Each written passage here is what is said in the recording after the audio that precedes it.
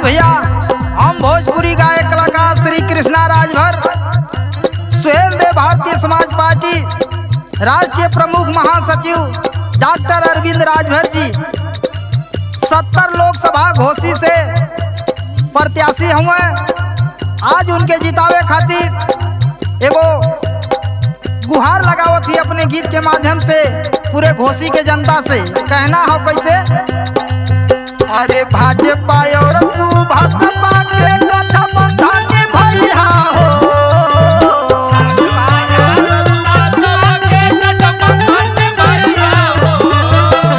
भाजपा और सुभाषपा के गठबंधन भैया हो।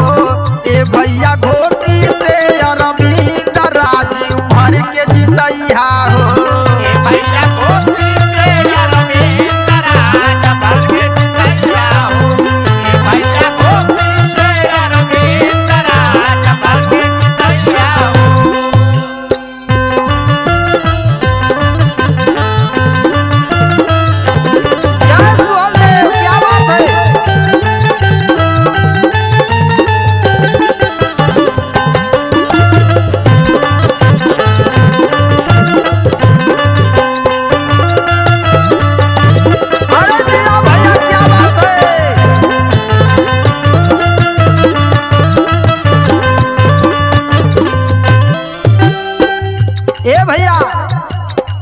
अरविंद राजभर एक पढ़ा लिखा प्रत्याशी हुए और माननीय श्री कल्पनाथ राय जी के बाद अगर मऊ जिला का अगर कोई विकास की बात करता है तो डॉक्टर अरविंद राजभर जी हैं।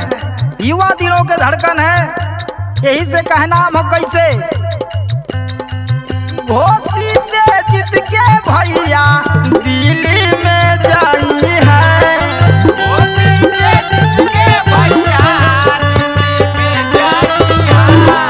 हमनी के आवाज भैया संसद में उठाई है। हमनी के आवाज भैया संसद में उठाई है। घोषी से जीत के जब दिल्ली में जाई है, हमनी के आवाज भैया संसद में उठाई है। अरे छड़ी वाला बटन सभे मिलके दबैया हो। छड़ी वाला बटन सभे मिलके दबैया हो। छड़ी वाला बटन सभे मिलके दबैया हो। ए भैया घोषी से अरविंद राजू भर के जितैया हो। भैया घोषी से अरविंद राजू भर के जितैया हो। भैया घोषी से अरविंद राजू भर के जितैया हो।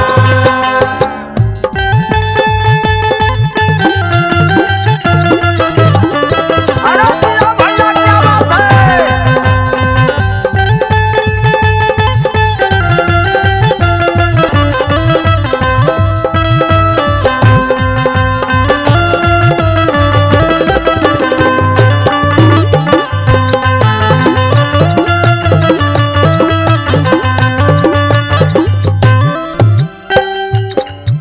ए भैया, आप लोग से बता देते हैं कि आजादी के बाद मऊ जिला में अगर कोनो प्रत्याशी मिलल हो तो युवा प्रत्याशी डॉक्टर अरविंद राजभर हमन के मिलल हुए, तो ई मौका गंवावे के ना बा।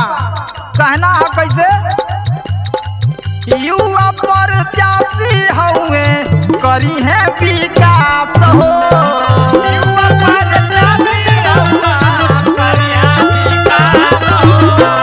एक बेर जीता के देखा कके विश्वास हो।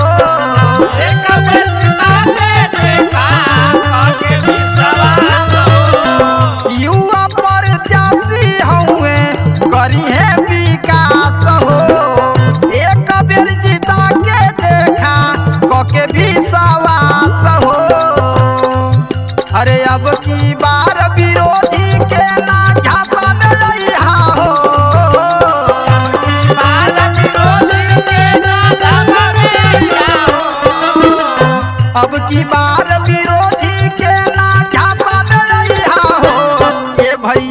खुशी से अरविंद राजू भर के जितैया हो भैया गोपी से अरविंद राज भर के जितैया हो भैया गोपी से अरविंद राज भर के जितैया हो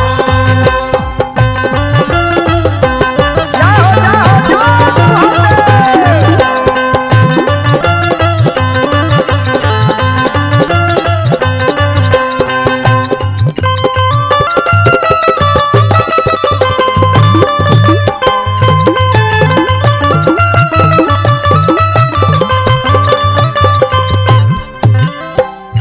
इतने ना है भैया, राजभर एक्सप्रेस चैनल बड़े भैया अखिलेश राजभर जी और अक्खी राज इंटरटेनमेंट के निर्माता बड़े भैया संतोष भारद्वाज जी मुंबई के धरती से ललकारत हुए और भैया लोग का सपना हो कैसे